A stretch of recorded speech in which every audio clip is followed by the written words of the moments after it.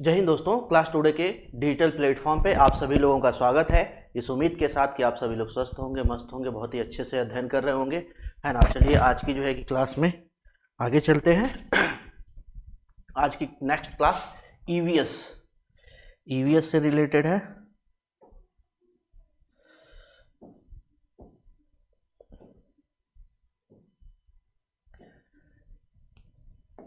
सी set EVS यानी paper first, सी set first paper EVS का जो है कि टॉपिक है। इसमें जो है कि नेक्स्ट जो है कि टॉपिक हम देख रहे हैं वाटर, जल से रिलेटेड देखेंगे तो हमेशा जो है कि आपको 102 क्वेश्चन पक्का जो है कि मिल जाएंगे।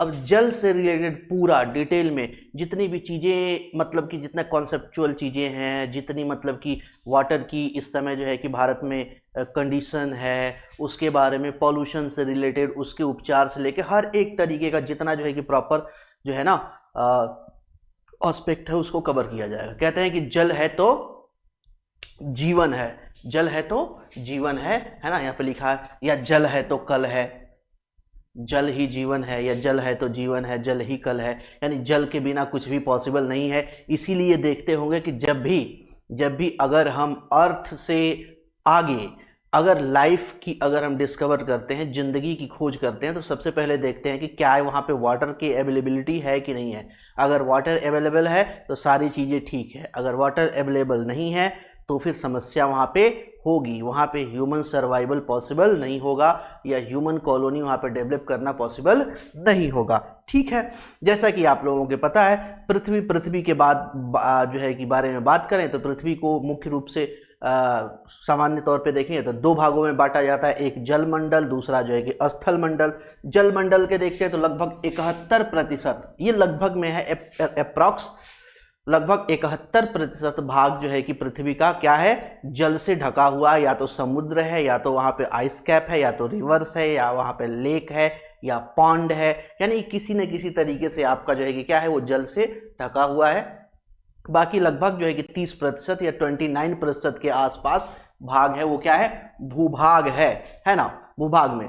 इसके अलावा देखेंगे दोनों ध्रुव, जो आपके साउथ पोल है या नॉर्थ पोल है, वहां पे बड़े बड़े जो है कि आइस जो है कि माउंटेन्स पाए जाते हैं, आइस जो है कि कैप्स पाई जाती है, आइस माउंटेन्स, जो क्या होता है, शुद्ध जल होता है। क्या होता है, बिल्कुल शुद्ध जल होता है। यहाँ पे देखेंगे तो कई लाखों हजारों वर्षों के जो है कि छोटे छोटे माइक्रो ऑर्गेनिज्म भी, बैक्टीरिया वगैरह या छोटे छोटे फॉसिल्स वगैरह भी यहाँ पे जो है कि पाए जाते हैं। ये भी जो है कि एक चीज है। ठीक है, अब शुद्ध जल की बात करें तो भूमिगत जल भी पाया जाता है, नदी में पाया जाता है, झीलों में पाया जाता है, तालाब में पाया जाता है। ये सब क्या होता है, लगभग शुद्ध जल, या आप कह लीजिए इसे फ्रेश वाटर, या इसे आप कह लीजिए ड्रिंकिंग वाटर। ये सारी चीजें जो है कि पाई जाती है। जो एप्रॉक्स जो आपके ओशियनिक वाटर है, ओशियनिक वाटर के बारे में अगर हम बात करें तो ओशियनिक वाटर में ओशियनिक वाटर का जो है कि हम इंडस्ट्रियल या सी हार्वेस्टिंग के रूप में तो यूज कर सकते हैं, बट उसे हम डेली रूटीन में, डेली यूज में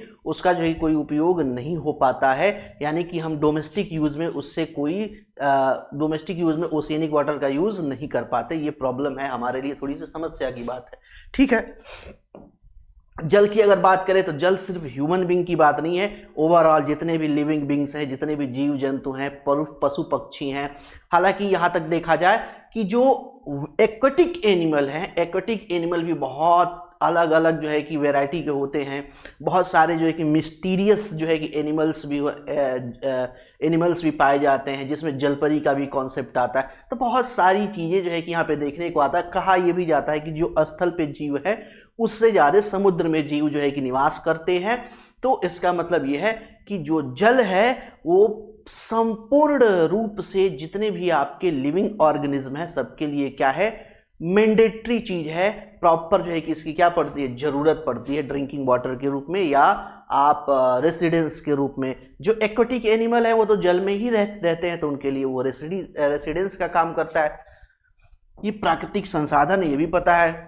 ठीक है, जल के स्रोत के वितरण की बात करते हैं। तो जल के स्रोत के वितरण के बारे में बात करेंगे तो सबसे बड़ा स्रोत आपका ओशियन है, समुद्र है, या सी जो है ओशियन है, सी है। ये जो है कि क्या सबसे बड़े जो है कि आपके सबसे बड़े जल स्रोत हैं, है ना। अब इसका सामान्य वितरण नहीं, असामान्य वितरण, जैसे ना असामान्य आसमान में जल वाष्प। अब जैसे देखिए ओशियन है, जैसे पीछे भी लिखा था कि जैसे आपका जो है कि ओशियन हो गया, जल हो गया, रिवर हो गया, वाटरफॉल हो गया, आइस कैप हो गया, लेक हो गया, पॉन्ड हो गया, है ना। इसके अलावा देखेंगे तो जो आपका स्काई है, स्काई में देखेंगे तो वेपर के फॉर्म में यानी जलवाष्प के फॉर्म में, उसके बाद क्लाउड के फॉर्म में, ये सारा जो है कि क्या है, ये पूरा जो है कि आपका वाटर का डिस्ट्रीब्यूशन हमें देखने को मिलता है। ठीक है, पहाड़ों में देखेंगे, पहाड़ों में हिमनद आइस जो है कि आपके आइस कैप के रूप में वहां पे पाया जाता है। नदियों में जो है कि पाया जाता है ना। और भूमि के नीचे ग्राउंड वाटर पाया जाता है, झील में के रूप में पाया जाता है, जल वितरण, ये जो है सारी चीजें हमें देखने को मिलती है। महासागरों में भी यहाँ पे दे रखा है, देखो महासागरों के रूप में लवणीय जल अनुपयोगी है।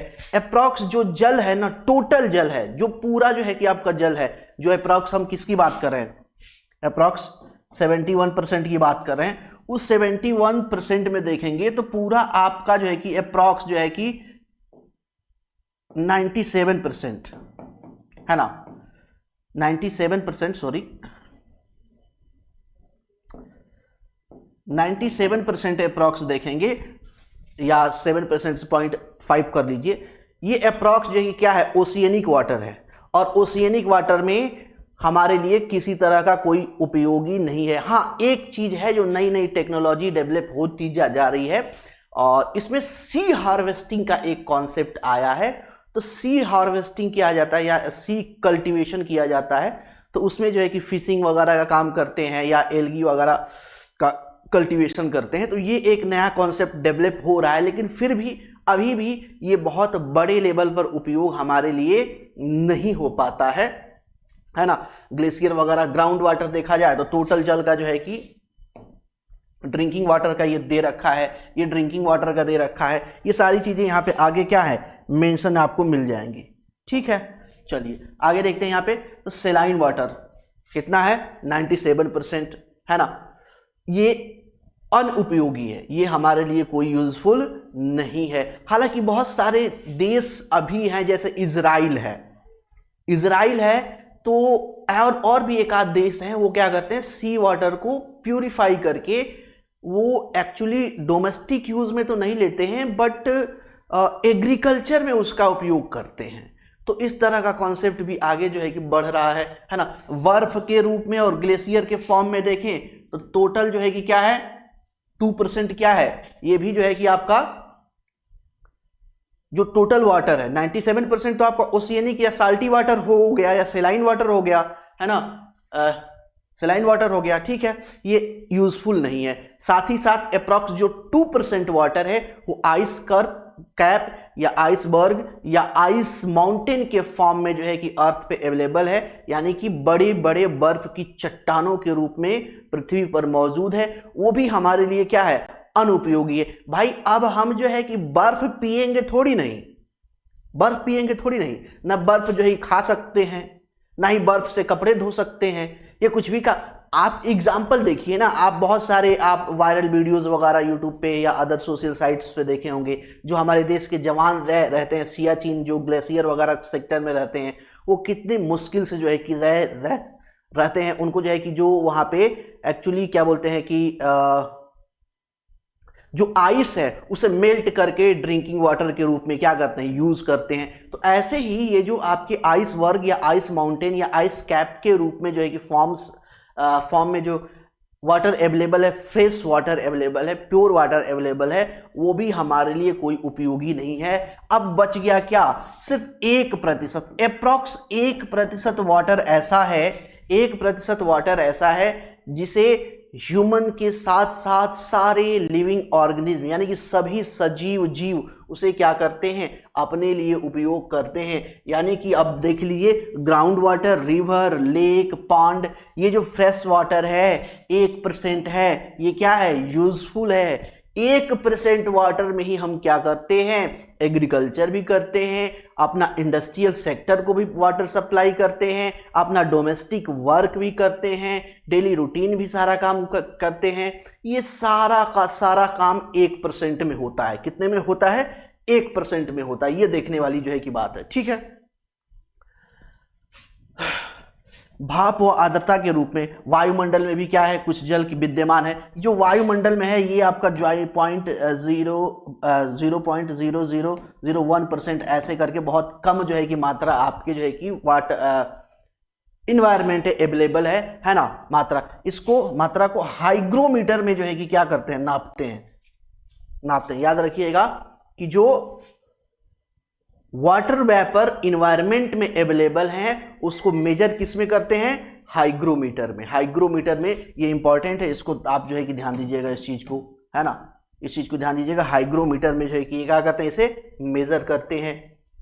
अगर आगे देखते जल की गुण की बात करें, है ना, तो जल के बारे में कहते हैं कि जल एक स्वादहीन, रंगहीन, गंधहीन, पारदर्शी तरल पदार्थ है। क्या है, जल एक स्वादहीन, रंगहीन, गंधहीन, है ना, एक पारदर्शी पदार्थ है, यहां पे देखा जाता है। और ये तीनों रूपों में पाया जाता है, ठोस, द्रव और गैस।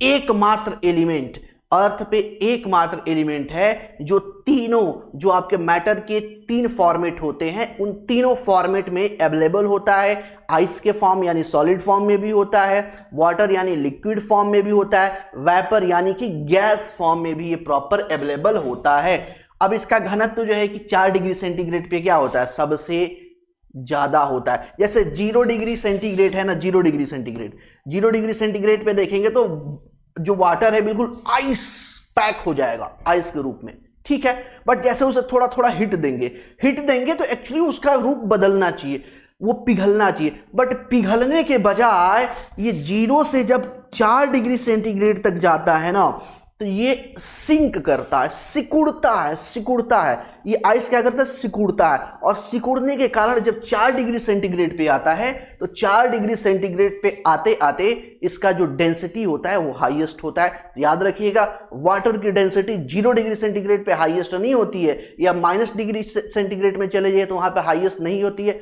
हाईएस्ट कहां पे होती है, तो 4 डिग्री सेंटीग्रेड पे वाटर की जो आपकी डेंसिटी है वो बिल्कुल हाईएस्ट पाई जाते हैं। अब यहाँ पे देखिए वाटर की कुछ प्रॉपर्टी के बारे में यहाँ पे लिख रखा है। बॉइलिंग पॉइंट देखा जाए तो 212 फ़ारेनहाइट यानी 100 सेंटीग्रेड, है ना। उसके बाद मेल्टिंग पॉइंट देखा जाए, मेल्टिंग पॉइंट तो आपका 32 फ़ारेनहाइट या आपके लिए 0 डिग्री सेंटीग्रेड। इसका केमिकल फॉर्मूला H2O, हाइड्रोजन के 2 मॉलिक्यूल और ऑक्सीजन के 1 मॉलिक्यूल मिलके क्या करते हैं, जो है कि यहाँ पे वाटर का फॉर्मेशन करते हैं। इसीलिए जो वाटर में जो फिश वगैरह होती हैं वो ये वाटर के मॉलिक्यूल्स को तोड़ती हैं, तोड़ने के बाद क्या करती हैं, उसमें से ऑक्सीजन लेती हैं ब्रीथ करने के लिए, ये ध्यान रखिएगा, ठीक है। एवरेज मोलर वेट देखें तो 18.0152 ग्राम प्रति मोल होता है ना, वाटर ऑक्सीडेशन, ठीक है। डेंसिटी देखा जाए तो 1 मीटर क्यूब में देखें तो आपका 997 किलोग्राम होता है, ठीक है। आगे चलते हैं नेक्स्ट। ये सारी चीजें यहाँ पे देखिए, ये पिक्चर इसलिए लगा हुआ है कि ये पूरा पढ़ लीजिए, तो जब फास्ट ट्रैक मोड में रिवाइज करता होगा तो ये सारी चीजें इंपॉर्टेंट चीजें आपके माइंड में आ जाएंगी, ठीक है। रासायनिक सूत्र जो है कि ये होता है, ये बात हो गई। जल का जो है कि बर्फ बन जाता है 0 डिग्री सेंटीग्रेड पे। क्वथनांक देखिए तो आपका 100 डिग्री सेंटीग्रेड हो जाता है। ये ऑलरेडी बातें हम लोग यहाँ पे कर लिए हैं। चलिए आगे देखते हैं। अब यहाँ पे डिफिनीशन है, जल क्या है, एक स्वादहीन, गंधहीन एवं पारदर्शी। अभी मैंने बताया कि जल क्या है, स्वादहीन, गंधहीन, है ना, एक पारदर्शी पदार्थ है। और जल एक अच्छा क्या है, विलायक। इसमें बहुत सारी चीजें जो है कि क्या होती हैं, घुल जाती हैं, है ना, ठीक है, आत्मसात कर लेता है। जल 0 डिग्री सेंटीग्रेड से 4 डिग्री सेंटीग्रेड तक गर्म करने पे फैलने के स्थान पे, याद रखिएगा, फैलने के स्थान पे सिकुड़ता है। ये भी मैंने आपको अभी बताया कि जैसे क्या है, 0 डिग्री सेंटीग्रेड पे आइस बिल्कुल सॉलिड फॉर्म में है, उसको हम थोड़ा थोड़ा हिट देना शुरू करते हैं, तो थोड़ा थोड़ा हिट देना शुरू करते हैं तो फैलने के बजाय, मेल्ट करने के बजाय वो सिंक करने लगता है। कब तक सिंक करता है? जो 4 डिग्री सेंटीग्रेड जाते जाते वो क्या करता है? सिंक करता रहता है। इसीलिए 4 डिग्री सेंटीग्रेड पे आपका वाटर का जो है कि घनत्व क्या होता है? सर्वाधिक होता है ना। ठंडे प्रदेशों में झील की अच्छा यही कारण है, याद रखिएगा।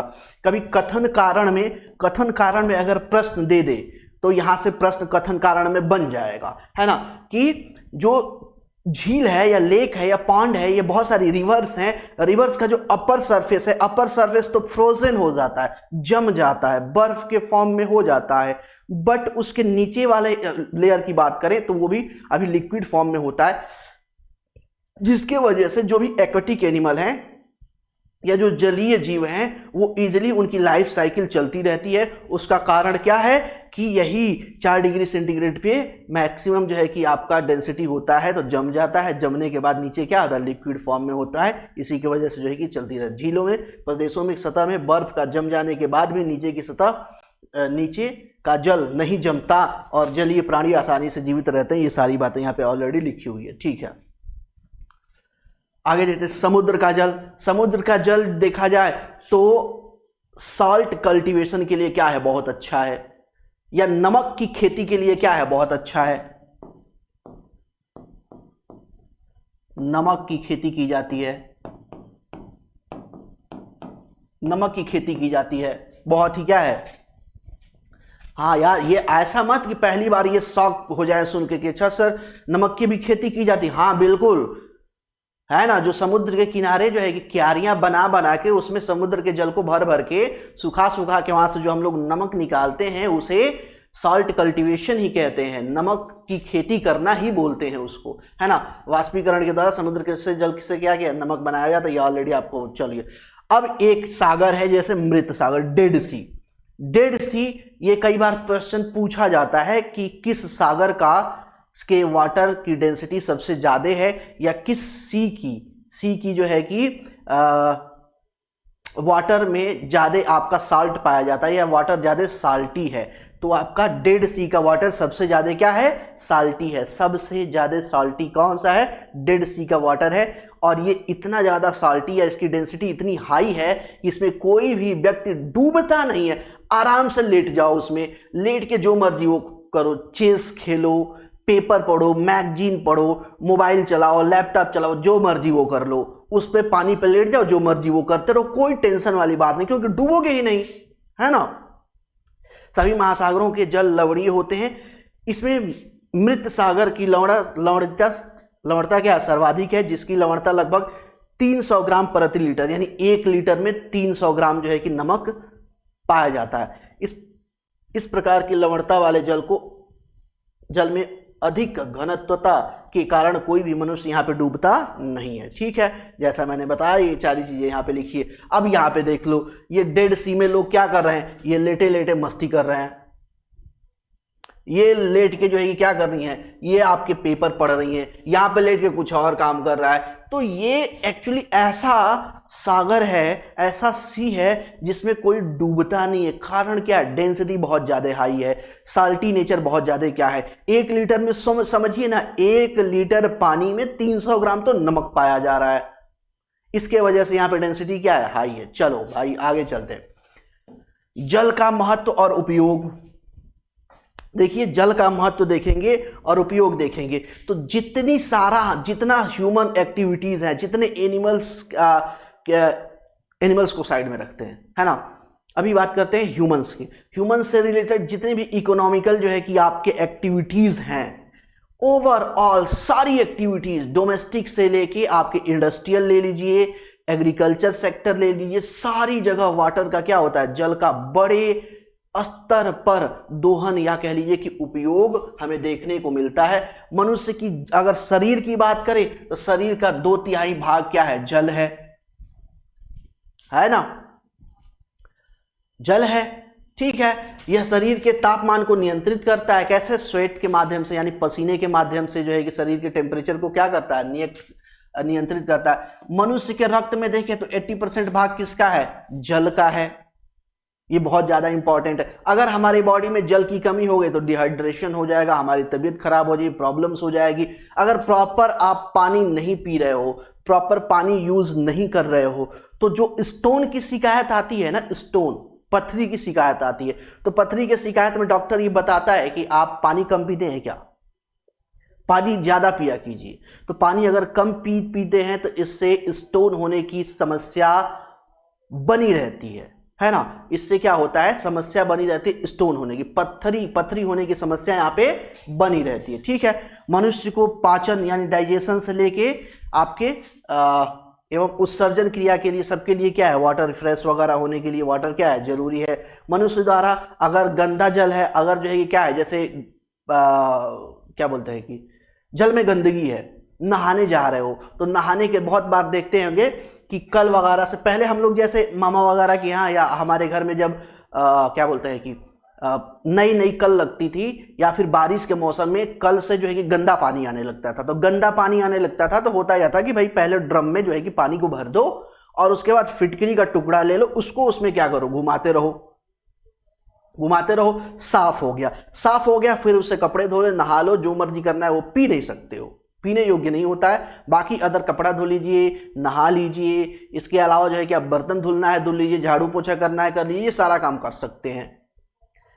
जैसे कुओं की सफाई है, कुओं की सफाई हो, या आजकल जो आपके टंकियां बन रही है और टंकियों से जो नल से जल सप्लाई हो रहा है, नल से जल योजना प्रधानमंत्री मोदी जी लेके आ रहे हैं, तो नल से जल योजना में जो टंकियां बन रही है, टंकियों की साफ सफाई करने के लिए या कुओं की साफ सफाई करने के लिए, उसमें एक निश्चित अमाउंट में, सर्टेन अमाउंट में जो है कि क्या करते हैं, उसमें क्लोरीन डालते हैं। इसीलिए जब आप सप्लाई का पानी पीते हैं ना, उसका टेस्ट अजीब सा आता है, केमिकल जैसा, दवाई जैसा।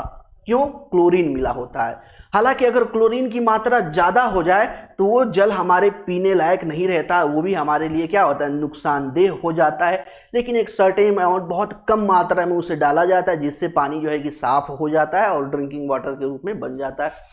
तो मैं तो ये मतलब कि बात, तो डॉक्टर तो जो सलाह देता है वो ये देखता है कि जो आपकी सप्लाई का पानी भी आ रहा है उसे आप बॉयल करके पीजिए, क्योंकि उसमें क्लोरीन मिला हुआ है, उसमें बहुत सारे ऑर्गेनिज्म हो सकते हैं, माइक्रो ऑर्गेनिज्म हो सकते हैं। तो सबसे बेस्ट चीज क्या है, या तो आप प्यूरीफायर लगा लीजिए, और अगर प्यूरीफायर नहीं लगा सकते हैं तो उसे बॉयल कीजिए, बॉयल करके पीजिए, वो ज्यादा क्या होता है, बेहतरीन होता है। ठीक है, ये बात है।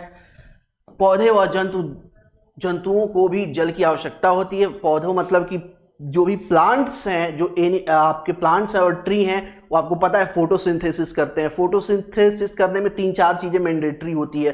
सबसे पहले जो रूट के माध्यम से वाटर एंड मिनरल्स को एब्जॉर्ब करके लीफ तक क्या किया है, ट्रांसपोर्ट किया जाता है। उसके बाद जो है कि आपके सनलाइट में और क्लोरोफिल के हेल्प से क्या किया जाता है, क्लोरोप्लास्ट के हेल्प से क्या किया जाता है, फोटोसिंथेसिस किया जाता है। फोटोसिंथेसिस करके एनर्जी का फॉर्मेशन किया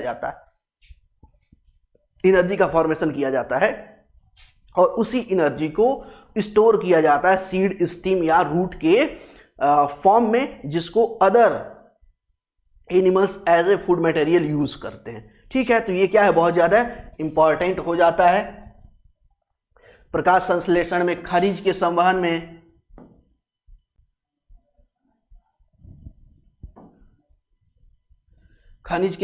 में, बीजों के अंकुरण में, है ना, या जो सिंचाई वगैरह होता है, तो वो भी एक तरीके से प्लांट्स को हम पानी दे रहे हैं, तो वहां भी क्या होता है, बहुत महत्वपूर्ण जो है कि होता है।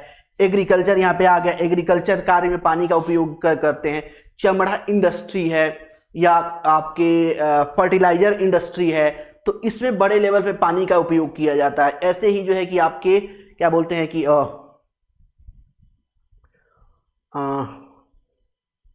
यूरेनियम प्लांट, यानी कि जो आपके बिजली घर बनाए जाते हैं, जो यूरेनियम वगैरह से चलाए जाते हैं, थोरियम वगैरह से चलाए जाते हैं, तो वहां पे भी पानी का जो है कि बहुत बड़ा क्या होता है, रोल होता है। तो यहाँ पे भी इसको उपयोग में किया जाता है। आप देखिए क्या कहते हैं, कानपुर वगैरह में लेदर इंडस्ट्री है, वहां पे बड़े लेवल पे पानी का क्या होता है, उपयोग होता है। रिवर, जो आपकी यमुना नदी बह के आ रही है, उसका बड़े लेवल पे क्या होता है, उपयोग। ऐसे बहुत सारे इंडस्ट्री देखेंगे ना, जहाँ पे वाटर कंजम्पशन ज्यादा होता है, जिस इंडस्ट्री में के लिए, वो इंडस्ट्री हमेशा नदियों के किनारे लगाई जाती है। इसके फायदे भी हैं, इसके नुकसान भी हैं। उनको पानी, एक तो फायदा क्या है, फायदा ये है कि उनको पानी आसानी से मिल जाता है, नदी से पानी ले लेते हैं, अपना इंडस्ट्रियल प्रोडक्शन करते हैं। और नुकसान इन्वायरमेंट का ये है कि उस पानी को जिसको वो इंडस्ट्री में, औद्योगिक कल कारखानों में यूज करते हैं, उस पानी को रिसाइकिल किए बिना ऐसे ही गंदगी के साथ नदी में फिर से डंप कर देते हैं। तो नदी में क्या होता है, पॉल्यूशन बढ़ता है। ये भी चीज यहाँ पे है, ठीक है। विनिर्माण क्षेत्र वगैरह में ये सारी चीजें हमें देखने को मिलती है ना। अब आते हैं वाटर साइकिल। वाटर साइकिल क्या होता है? वाटर साइकिल क्या होता है कि जो स्थल मंडल है, स्थल मंडल है ना, स्थल मंडल का ही भाग है जल मंडल। यहाँ पे क्या होता है, सनलाइट्स पड़ती हैं, सनलाइट्स पड़ती हैं यानी टेम्परेचर बढ़ता है, और जितने भी आपके वाटर रिजर्व हैं अर्थ सरफेस पे, उसका वाटर जो है कि वेपर में यानी जल वाष्प में कन्वर्ट होके स्काई यानी आसमान में चला जाता है। वहाँ पे क्लाउड का फॉर्मेशन करता है, और क्लाउड का फॉर्मेशन करके फिर जो है कि वही जल आइस कैप, रिवर, पॉन्ड और ओशियन, सी, है ना, इनमें जो है कि क्या होता है, मिल जाता है। जैसे यहाँ पे जो है कि जल चक्र को दिखाया गया है। ये आपके समुद्री जल है। समुद्री जल से क्या हो रहा है, यहाँ पे जो है कि सन पड़ रहा है। जो जरूरी नहीं है कि हम सिर्फ समुद्र के जल की बात करेंगे, नहीं, यहाँ पे नदियों की भी बात होगी, यहाँ पे तालाब की भी बात होगी, यहाँ पे झील की भी बात होगी। उनसे भी तो भाई सनलाइट जब पड़ेगा, यहाँ से जब सनलाइट पड़ेगा, यहाँ से जब सनलाइट पड़ेगा तो ये जल क्या होगा, गर्म होगा। गर्म होके ये जलवाष्प में परिवर्तित होगा, और जलवाष्प ऊपर जाएगा तो यहाँ पे क्या होगा, क्लाउड का फॉर्मेशन होगा, वायुमंडल में जाएगा और यहाँ पे संचलित होगा, क्लाउड का फॉर्मेशन होगा। फिर यहाँ से जो है कि क्या होगा, वर्षा के माध्यम से ये पहाड़ों पे गिरेगा, आइस कैप बनेगा, नदियों में आएगा, नदी में मिलेगा, फिर लेक में मिलेगा, पॉन्ड में मिलेगा, और ये सारे जल जो है कि एक बार एकत्रित होकर फिर जाके समुद्र में मिल जाएगा। तो इसे हम क्या कहते हैं, water cycle. Water cycle, water cycle, है ना। अब समस्या, यहाँ पे भी समस्या है बहुत सारी। यहाँ पे देखिए, सूर्य की गर्मी के समुद्र, तालाबों, झरनों के जल वाष्पीकृत, ये जो चीज मैं आपको बताया हूं वही चीज यहाँ पे क्या है, लिखी हुई है। इस क्रम में जल का कुछ भाग नदियों में मिलता है, अंततः समुद्र में मिल जाती है सारी नदियां। वो सारी चीजें हैं, वो सारा बात मैंने आपको बता दिया कि जहां जहां से जल वाष्पीकृत होकर आसमान में जाता है, वर्षा के साथ फिर उन्हीं जगहों पे जो है कि जल मिल जाता है, और अंततः वह जल एकत्रित होता है नदी के रूप में, और नदी जाके फिर से सागर में मिल जाती है। फिर सागर में क्या होता है, वहां पे वाष्पीकरण होता है, फिर वो जो है कि क्लाउड फॉर्मेशन है, फिर वर्षा होता है। इसी तरीके से ये साइकिल जो है कि प्रॉपर कंटिन्यू जो है कि ये चलती रहती है, कहीं भी रुकती नहीं है। जिस दिन रुक जाएगी उस दिन समस्या हो जाएगा, है ना। इस प्रकार जलमंडल से वायुमंडल में जाता है, और वायुमंडल से जलमंडल में आता है। इसी को क्या कहते हैं, जल चक्र कह देते हैं। अब जल स्तर में कमी देखते हैं। जल स्तर में कमी, अब समस्या ये हो गई है कि आज के टाइम में देखिए क्लाइमेट चेंज हुआ है ना, जलवायु परिवर्तन हुआ।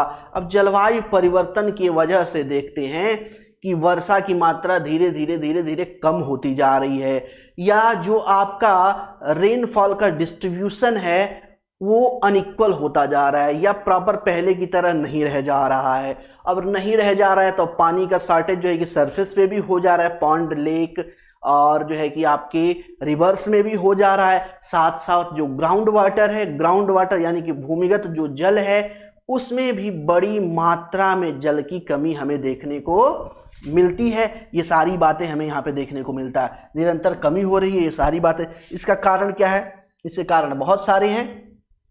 सिंचाई है, बड़े लेवल पे भूमि जो आपका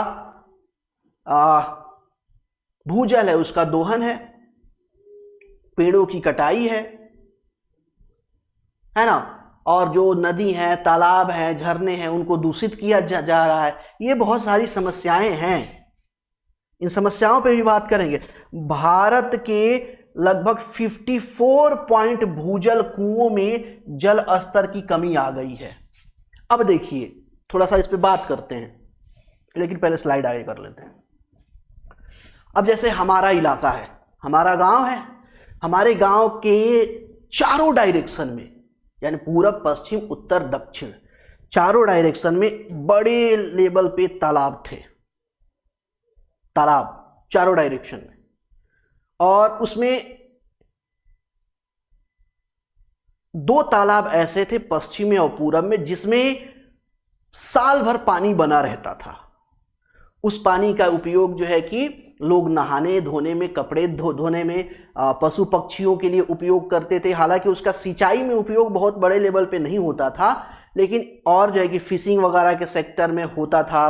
साथ साथ जो है कि उसमें पशु पक्षियों के लिए पानी अवेलेबल रहता था, लोगों के लिए पानी अवेलेबल रहता, नहाना, कपड़ा धोना, बहुत सारे काम जो है कि लोगों का वहाँ पे चलता था। हम लोग भी क्या करते थे बचपन में, जो है कि उसी तालाब में नहाते थे, मज़ा बहुत आता था। गर्मी के दिन में क्या होता था, बस निकल जाओ बागीचे में और उसमें पड़े रहो पानी में, मस्त हमारा स्विमिंग पूल था, कोई दिक्कत वाली बात होती नहीं थी। आज के टाइम में देखिए, आज के टाइम में जाइए तो देखिए वहाँ पे क्या हुआ, वो चारों के चारों तालाब क्या है, सूखे पड़े हुए हैं।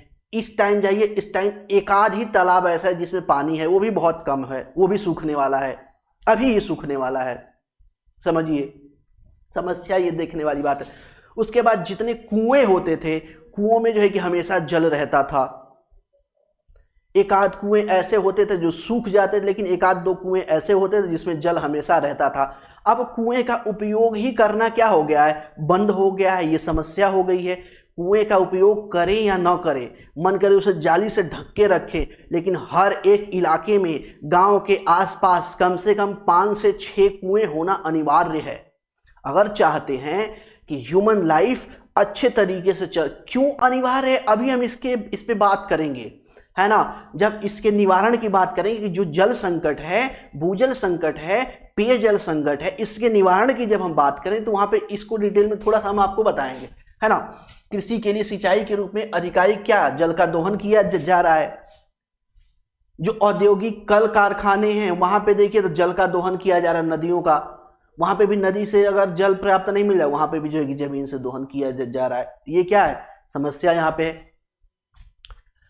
अब यहाँ पे देंगे इंडिया वाटर स्कैरसिटी चैलेंजेस। बहुत सारे भारत के ऐसे स्टेट हैं जहाँ पे पानी की बहुत बड़ी समस्या है, जिसमें देखेंगे तो पंजाब वाला क्षेत्र है, गुजरात वाला क्षेत्र है, यूपी का वाला क्षेत्र है, बिहार वाला भी कुछ क्षेत्र है ना, मध्य प्रदेश, राजस्थान, और ये आपका बहुत सारे ऐसे क्षेत्र हैं यहाँ पे दे रखा है। देखिए इसमें बहुत सारे, ये वो चीज है जिसमें ग्राउंड वाटर जो डिक्लाइन कर रहा है ना, और ये रेड मार्क वो है जहां पे बहुत बड़े लेवल पे डिक्लाइन कर गया है। तो जैसे ये रेड मार्क वाले जो एरिया हैं, रेड मार्क वाले ये एरिया हैं, यहां पे बहुत बड़े लेवल पे समस्या है जल की। क्यों, यहां पे बहुत तेजी से जो ग्राउंड वाटर का जल है वो बहुत तेजी से डिक्लाइन किया है, बहुत तेजी से क्या किया गया है, नीचे गया है। ये लगभग 8 सेंटीमीटर पर ईयर, 2 से 8 सेंटीमीटर पर ईयर के रेशियो से ग्राउंड वाटर का जो स्तर है वो नीचे जा रहा है, नीचे जा रहा है, नीचे जा रहा है, और नीचे जा रहा है। लोग भी बहादुर हैं, कोई बात नहीं, 10 फीट और नीचे बोरिंग कराएंगे, 10 फीट और क्या करेंगे, नीचे बोरिंग कराएंगे। ठीक है, ये कराएंगे तो ये समस्या है। अब यहां पे जो येलो वाला है, येलो वाला में देखेंगे तो यहां पे क्या है, सॉरी, जो आपका रेड डॉट वाला है, यह 8 सेंटीमीटर प्रति ईयर के दर से डिक्लाइन कर रहा है, 8 सेंटीमीटर प्रति ईयर के हिसाब से डिक्लाइन कर रहा है ग्राउंड वाटर। और ये आपका जो आपका येलो वाला सेक्शन है, ये वाला जो येलो वाला सेक्शन है, यहाँ पे 2 से 8 सेंटीमीटर प्रति ईयर, यानी ये कहीं 2, कहीं 3, कहीं 4, कहीं 5, इस हिसाब से जो है कि डिक्लाइन कर रहा है। और इसके वजह से बहुत बड़े लेवल पे क्या हो रही, समस्या हो रही है। ठीक है, ये मैप लगा रखा है कि आप इसे देख के समझ सकते हैं। ठीक है, चलिए अब यहां पे एक और डाटा दे रखा है कि जो भूजल निकाला जा रहा है ना, इसका लगभग 89% पार्ट एग्रीकल्चर को जाता है। कहां पे जाता है, एग्रीकल्चर को। अब ये एक समस्या है। समस्या क्यों है, क्योंकि हमारे यहां प्रॉपर एक कैनाल नेटवर्क नहीं है, नहरों का जाल नहीं है, और अगर नहरें हैं भी तो उसमें प्रॉपर पानी का सप्लाई नहीं होता है। जब पानी चाहिए तो नहरों में पानी जो है कि दिया नहीं जाता है, और जब जरूरत नहीं है तब पानी छोड़ दिया जाता है। एक समस्या ये भी है कि उन नहरों का जो है कि मेंटेनेंस नहीं होता है, उसमें गाद जमा हुआ है, ऑलरेडी वो भरी हुई हैं, उसका देख रेख नहीं होता है। तो ये बहुत सारी यहाँ पे समस्याएं हमें देखने को मिलती हैं। नहीं तो अगर कैनाल नेटवर्क अगर डेवलप कर दिया जाए, कैनाल नेटवर्क अगर डेवलप कर दिया जाए और जगह जगह नदियों में क्या किया जाए, डैम और बैराज बना दिया जाए, तो डैम और बैराज बना दिया जाए और नहरों का जाल बिछा दिया जाए, तो इस क्रम में एक फायदा ये होगा कि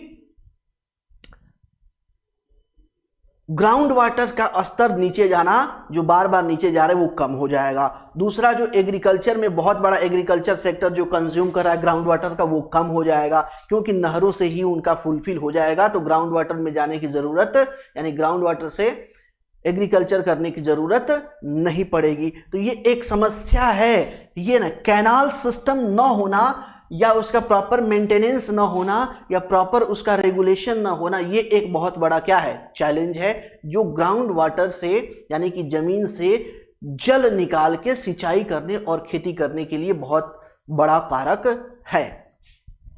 घरेलू उपयोग में सिर्फ 9% जल निकाला जाता है, अर्थ से डोमेस्टिक यूज में कितना, मात्र 9%, एग्रीकल्चर में कितना, आपका 89%, औद्योगिक क्षेत्र में भूजल का उपयोग 2% है ना। शहरी जल में जो है कि देखा जाए तो ग्राउंड वाटर का 50% है, जबकि घरेलू में देखेंगे तो आपका 85% जो है कि जरूरत भूजल से प्राप्त होता है। अब ये जो 55% और 85% जल बात की जा रही है, ये बात की जा रही है आपके इस 9% में से, है ना।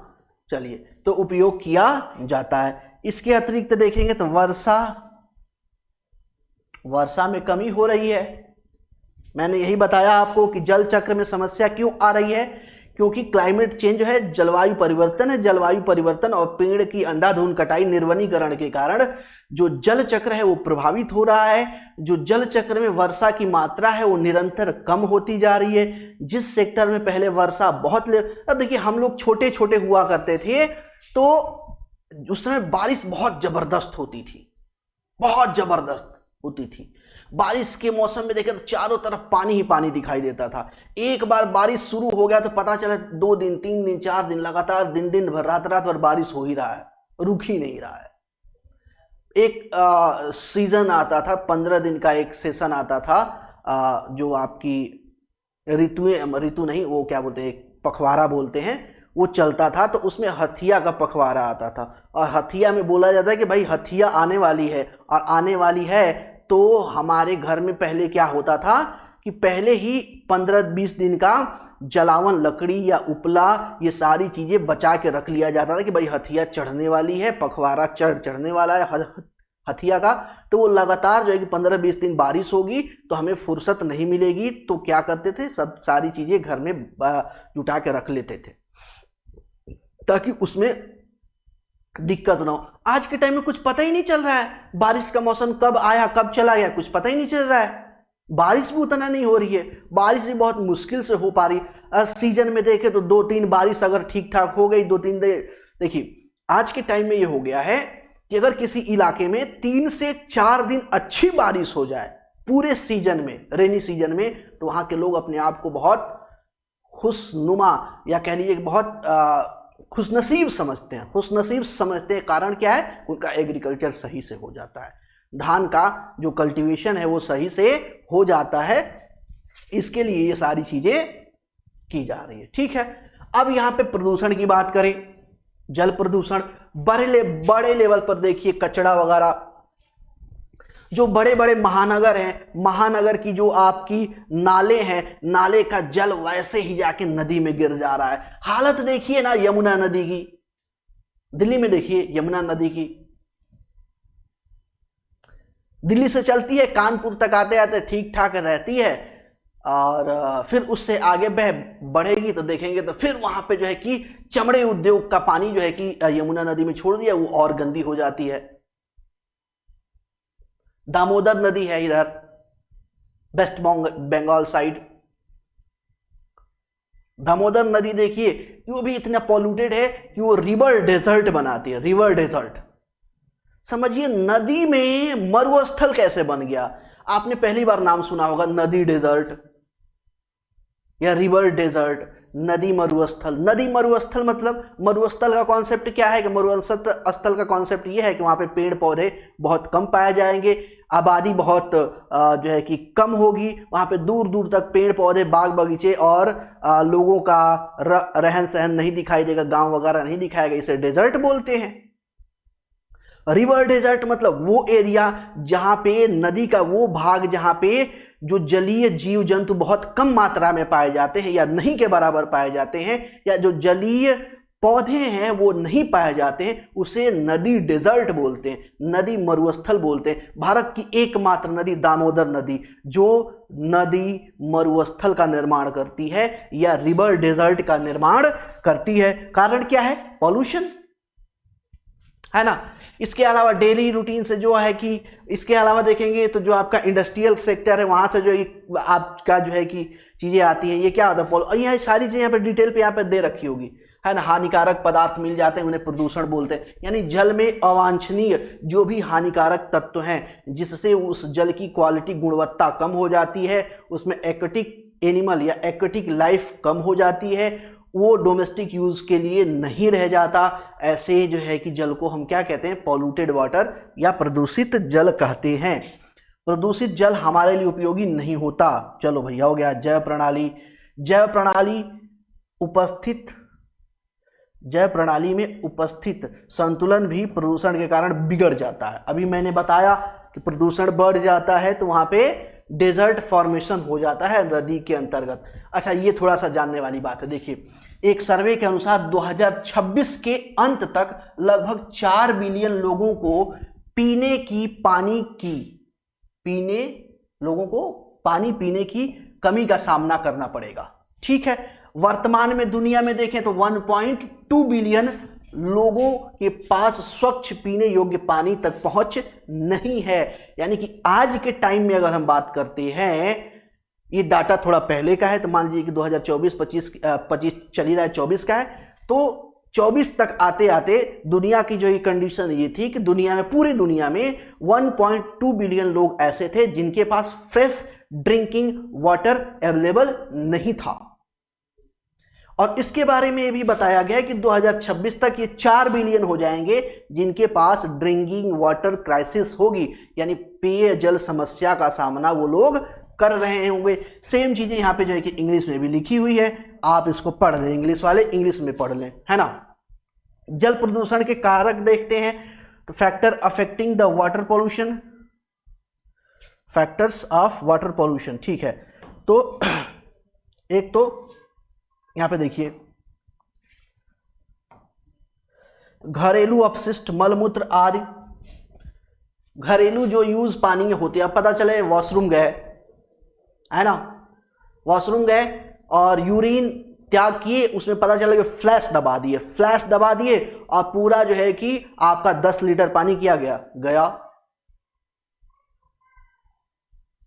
वैसे ही जो है कि फ्रेश होने के लिए गए, वहां पे भी पानी डाले, तो इससे क्या होता, अब वो सारा जाके क्या नाले में मिलता है।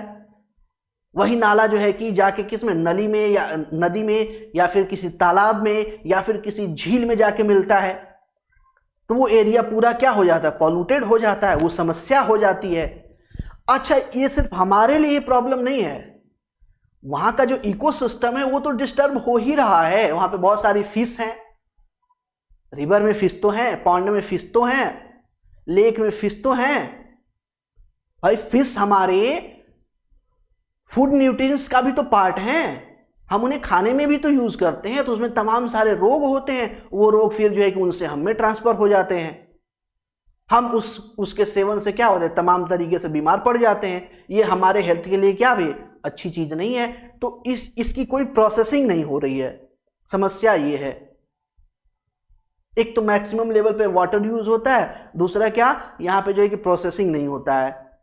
अरे भाई मान लीजिए हम यहाँ पे टॉयलेट बाथरूम में जो है कि अगर पानी यूज किए, हो सकता है उसे as a drinking water use ना कर पाए दोबारा रिसाइकिल करने के बाद, लेकिन डोमेस्टिक और साफ सफाई में, कपड़े धोने में, नहाने धोने में फिर तो उसको यूज कर सकते हैं ना रिसाइकिल करके, बट नहीं होता तो फिर वो प्रॉब्लम क्रिएट करता है।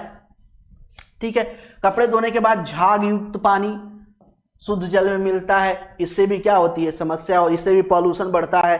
खेतों में जो आपके उर्वरक यानी कि आप फर्टिलाइजर और पेस्टिसाइड, जो खाद, केमिकल युक्त रासायनिक खाद उपयोग किया जाता है, साथ में खरपतवार और कीड़ों को मारने के लिए जो केमिकल यूज किया जाता है, उससे भी क्या होता है, जल प्रदूषित होता है। नदियां क्या होती हैं, प्रदूषित होती हैं।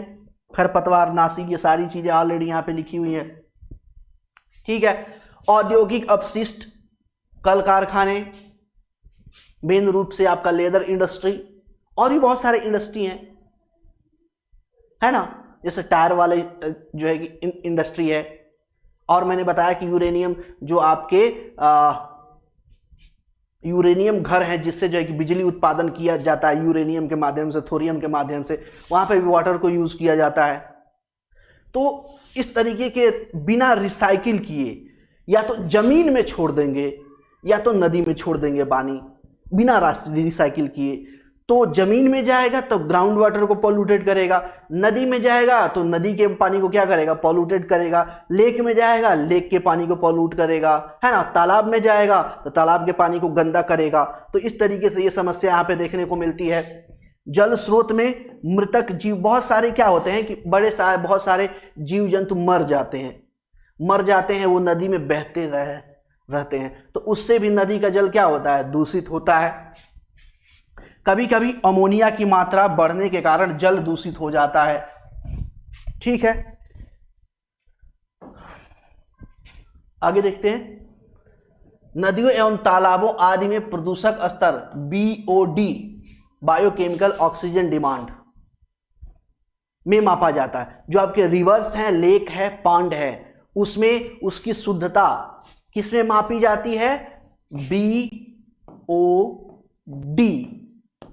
बायोकेमिकल ऑक्सीजन डिमांड, यानी कि उसमें ऑक्सीजन की मात्रा कितनी है, केमिकल की मात्रा कितनी है, इससे जो है कि जल की क्वालिटी मापी जाती है। ठीक है, क्योंकि प्रदूषणकारी तत्वों के कारण जल में ऑक्सीजन की मात्रा घट जाती है, और ऑक्सीजन की मात्रा जैसे जैसे कम होती चली जाएगी, और जिस सेक्शन में ऑक्सीजन की मात्रा कम होती चली जाएगी, वहां पे लिविंग ऑर्गेनिज्म, चाहे वो प्लांट हो चाहे वो एक्वेटिक एनिमल है, उनकी पॉपुलेशन कम होती चली जाएगी। और इसी कंडीशन को रिवर डेजर्ट या लेक डेजर्ट या पॉन्ड डेजर्ट के रूप में कंसीडर किया जाता है। ठीक है, चलिए, जल प्रदूषण से संबंधित रोग। अब यहां पे जल प्रदूषण से संबंधित रोग कौन कौन से हैं, बहुत सारे यहां पे रोग दे रखे हैं,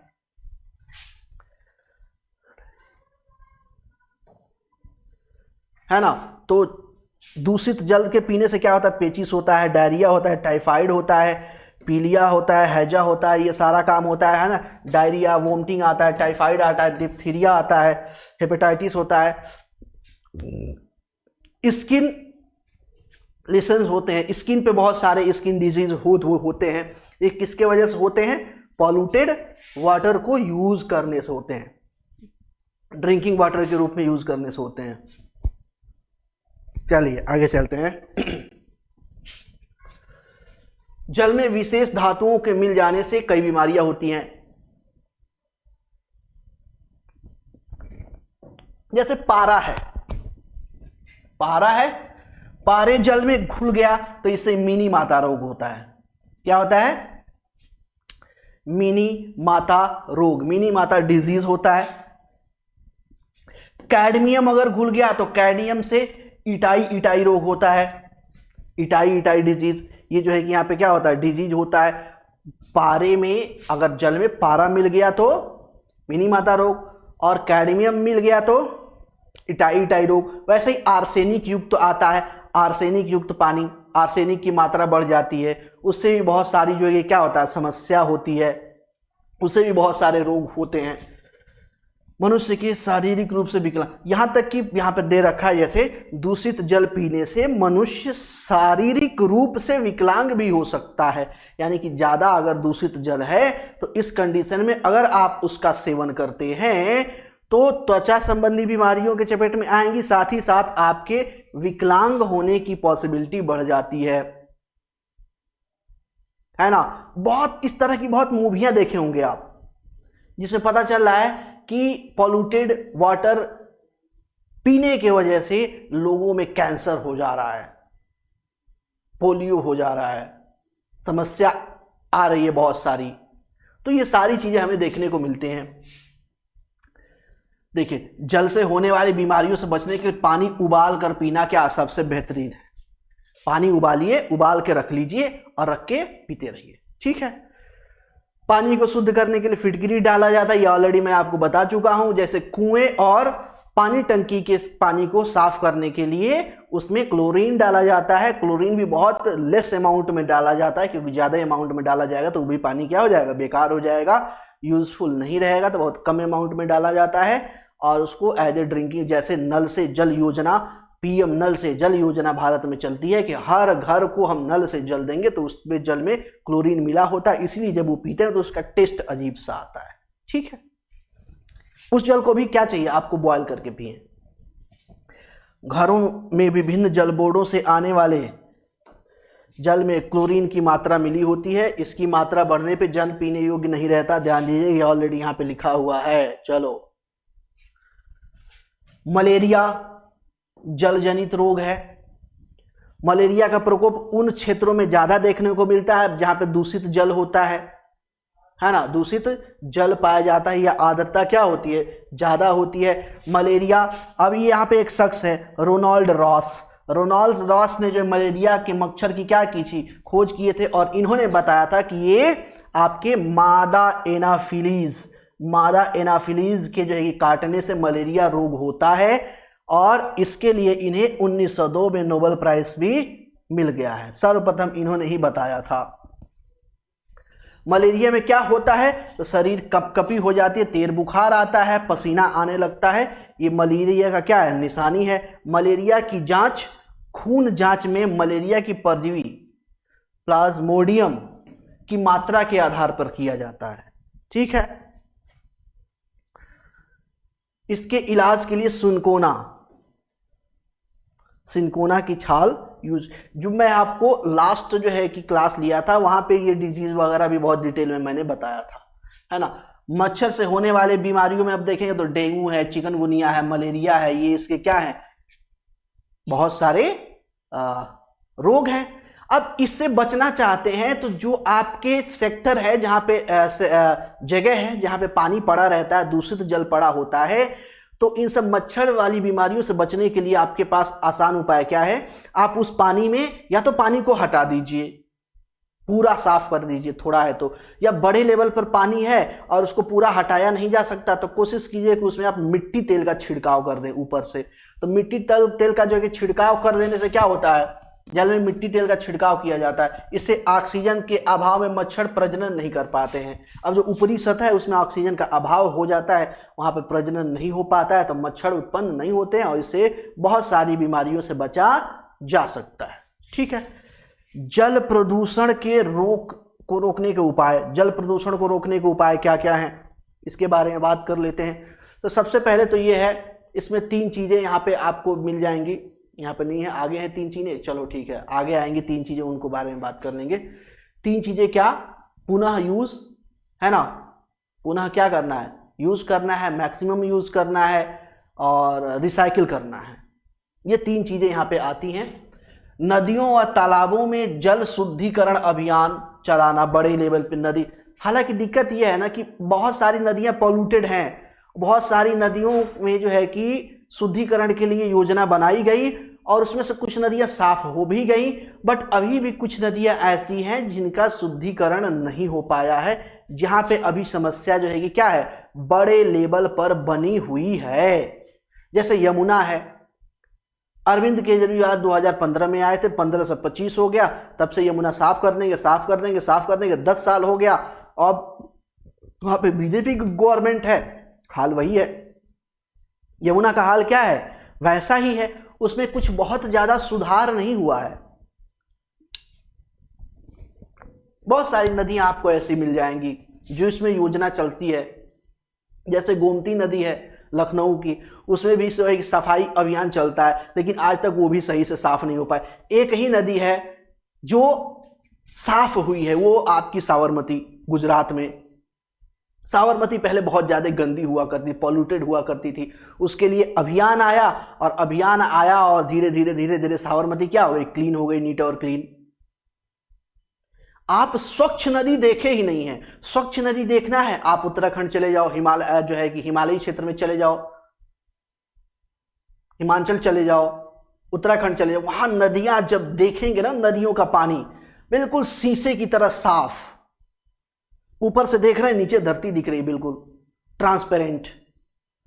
इधर की नदी देख लीजिए, 1 मीटर से ज्यादा, 1 मीटर के आधा मीटर के जो है कि नदी की सतह से आधा मीटर आप अंदर नहीं देख पाएंगे। सिचुएशन ये है, तो ये बहुत जरूरी है ना। घनी आबादी के संश्लेषित मल मूत्र आदि को निकासियों की उपयुक्त व्यवस्था करना। और जैसे जो है कि जो आपके बड़े बड़े मेट्रो सिटी हैं, वहां पे जो नाले का गंदा पानी उसे जो है कि क्या नदी में छोड़ दिया जाए बिना रिसाइकिल किए, रिसाइकिल करो उसको। पहले तो ये डोमेस्टिक यूज से शुरू करना होगा, डोमेस्टिक यूज से शुरू करना होगा। जैसे बड़ी बड़ी कॉलोनियां हैं, बहुत बड़े बड़े जो है कि आपके क्या है बिल्डिंग्स हैं, वहां पे रिसाइकिल प्लांट क्यों नहीं लगा रहे हैं? वहां पे जो डेली रीयूज का पानी हो रहा है उसे रिसाइकिल कीजिए, फिर से उसे रीयूज कीजिए, उसके बाद जब एक्सट्रीम लेवल पे वो जो है गंदा हो जाए फिर उसको रिलीज कीजिए, फिर भी रिलीज किए उसे रिसाइकिल करके, एक बार वहां पे रिसाइकिल कर दीजिए। फिर जो है कि सरकार अपने लेवल पे जो है कि अलग अलग मेट्रो सिटी में क्या करे, जो बड़ी बड़े शहरें हैं वहां पे अलग अलग सेक्टर पे रिसाइकिल प्लांट बनाए, वहां पे उसको रिसाइकिल करे। जो वहां से रिसाइकिल कर पाते हैं उसे यूज कर सकते हैं, ठीक है, नहीं तो रिसाइकिल करके उसे नदी में छोड़े, तो इससे नदियों का पॉल्यूशन क्या होगा, कम होगा। बट यहाँ पे रिसाइकिल का कोई कॉन्सेप्ट ही नहीं है, सीधा बह के आ रहा है, उसे क्या किए, डंप कर किए जा रहे हैं पानी लेक में या फिर नदी में, तो क्या होगा, पॉल्यूशन बढ़ेगा, समस्या होगी। जबकि रिसाइकिल का कॉन्सेप्ट नहीं है। नदियों में शव वगैरह, अस्थियां वगैरह जो प्रवाह करते हैं, है ना, ये जो मूर्ति विसर्जन करते हैं, तो मूर्ति विसर्जन करते हैं तो इससे भी पॉल्यूशन बढ़ता है, ठीक है।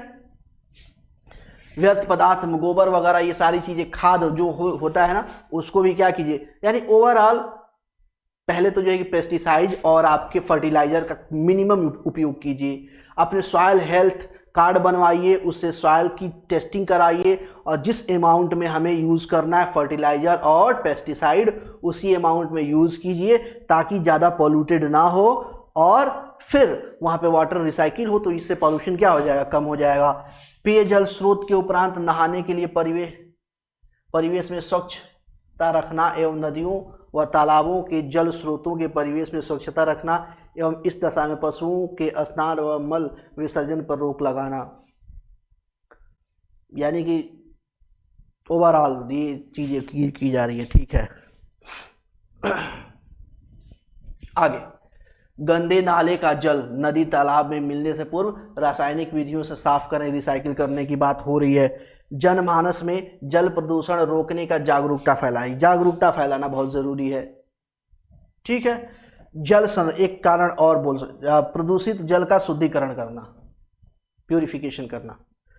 जल संरक्षण, जल संरक्षण क्या है, बहुत जरूरी है, क्योंकि टोटल जो वाटर है उसका 1% वाटर है जो ह्यूमन यूज या लिविंग बीइंग के यूज के लिए है।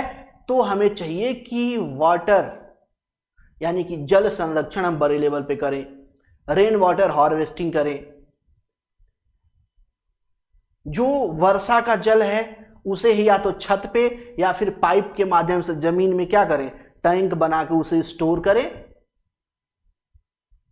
अगर गांव है तो चारों तरफ जो आपके कुआं है, जो आपके जो है कि क्या बोलते हैं तालाब है, उसमें कोशिश करें कि जो वर्षा का जल है उसे संचित किया जाए, उसी से जो है कि एग्रीकल्चर किया जाए, उसी से सिंचाई किया जाए। जो यूज कर सकते हैं उससे मैक्सिमम यूज कीजिए, ये सारा हम काम कर सकते हैं।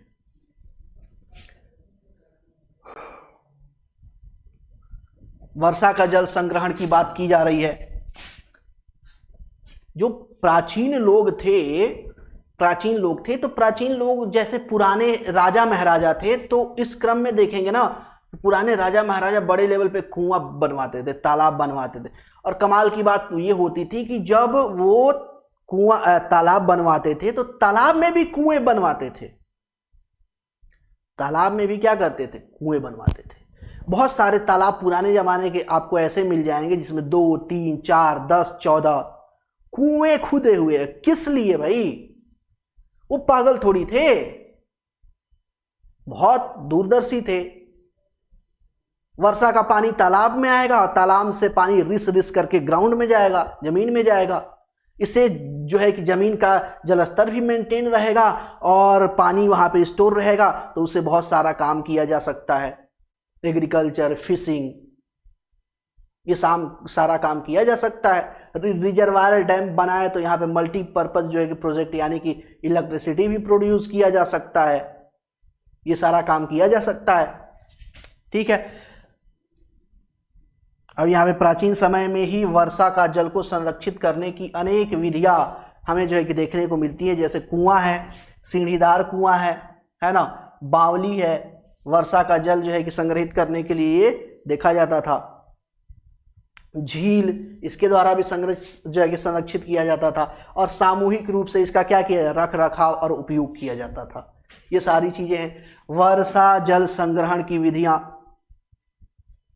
वर्तमान समय में वर्षा जल संग्रहण की कई विधियां हैं जो निम्नलिखित है। बहुत सारी विधि है। जैसे छत के ऊपर एकत्रित किया हुआ जल को क्या करना, विभिन्न पाइपों के माध्यम से जमीन के अंदर टैंक बना दिए, टैंक में डाल देना। छत पे भी छोटी छोटी जो है कि टैंक बना दिए, उसमें स्टोर कर सकते हैं, जमीन के अंदर स्टोर कर सकते हैं। रूरल एरिया में है तो कुआं बना दिए, पॉन्ड बना दिए, लेक बना दिए। अब पहाड़ी एरिया में है तो आप लेक टाइप का जो है कि स्ट्रक्चर डेवलप कर दीजिए।